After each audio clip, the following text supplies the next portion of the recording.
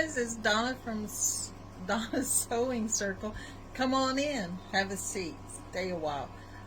Today's lesson, which is lesson 4, is about your sewing room.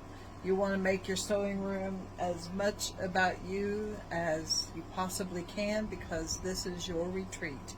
So you want to be comfortable in it. You want to be able to want to come to it, because if it's messy or cluttered or half-finished projects everywhere, you're going to dread coming up to your room.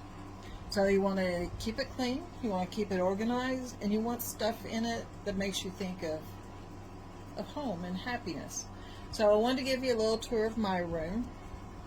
My room is located upstairs in my garage. This is maybe a 12 by 12. I've never measured it. So here, let me give you a tour.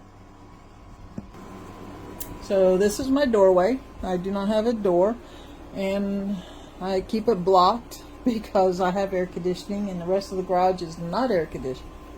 Okay, so for starters, these cabinets up here, I got them on Marketplace probably 8 years ago.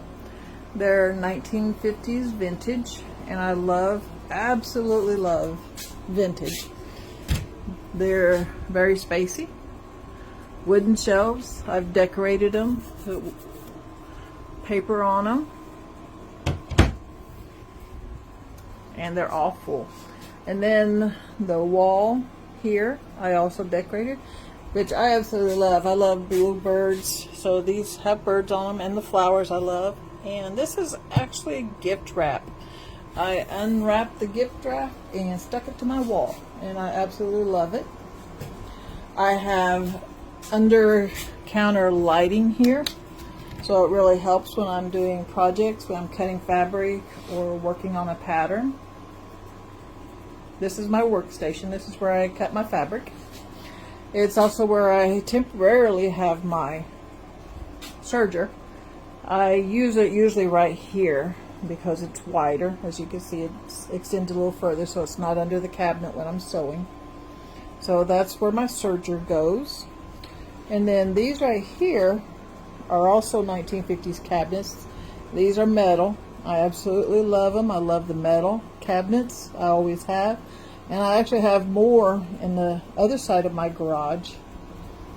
Right now they're for storage because there's no room for them in here. And these shelves are also full. And let's see. This is where I have all my recording stuff. And I have 4 trash cans in my sewing room. So there's one here for when I'm cutting. I just drop my scraps in there. And if you notice this floor, my husband laid this floor for me. Isn't it gorgeous? And then I have some of my thread here, some of my finished projects here. This is for all my interfacings, stuff like that. And more storage, and then my seat. I make myself very comfortable here. And then on the walls, if you notice, are a lot of paintings. These are paintings me and Donald did several years ago when we were doing Bob Ross, just following along and trying to create as he created. Yeah, you can see how well that went.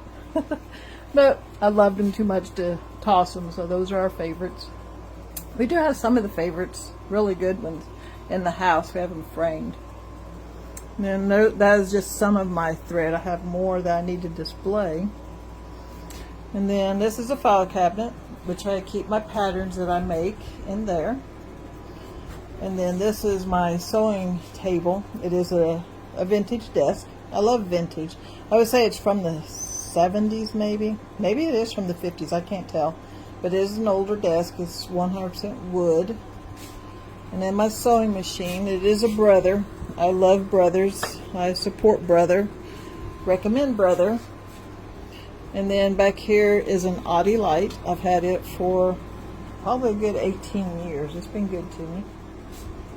And then this is my ironing station.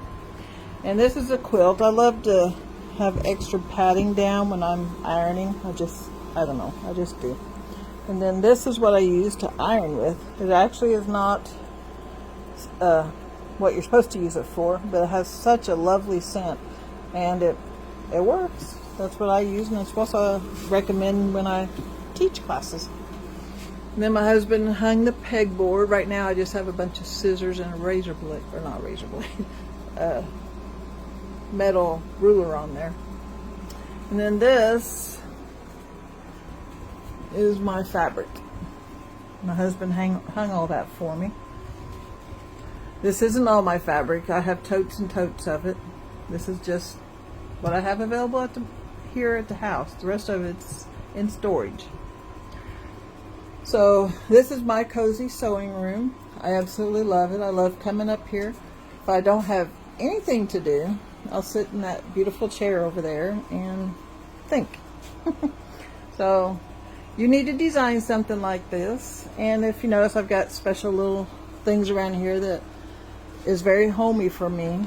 If you notice here behind my sewing machine, the little thing. I got a little toy sewing machine on there. Another painting I made. And then bluebirds are very special to me, so I have my own little bluebird here. So whatever makes you happy, you need to put it in your sewing room and make it your happy place. And this is also lesson 4.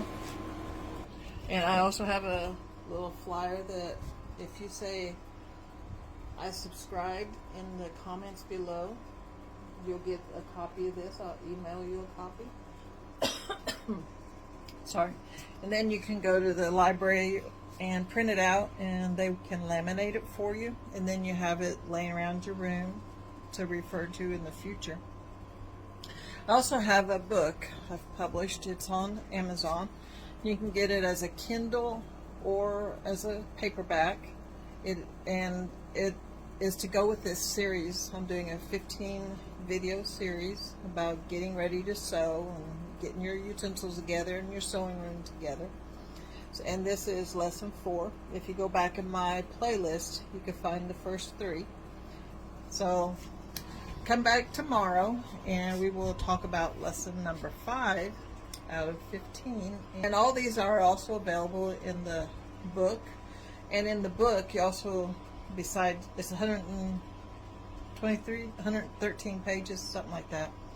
And also have 15 images at each chapter that has a blank back. And the whole purpose of it is for you to cut it out and frame it and add it to your sewing room as beautiful decor.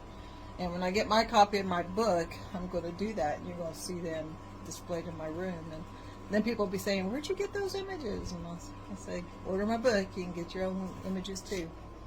Okay, well, I will see y'all tomorrow, and I would love to see pictures of your sewing rooms, or a description if you can't send a photo. Talk to you soon. God bless. See you tomorrow.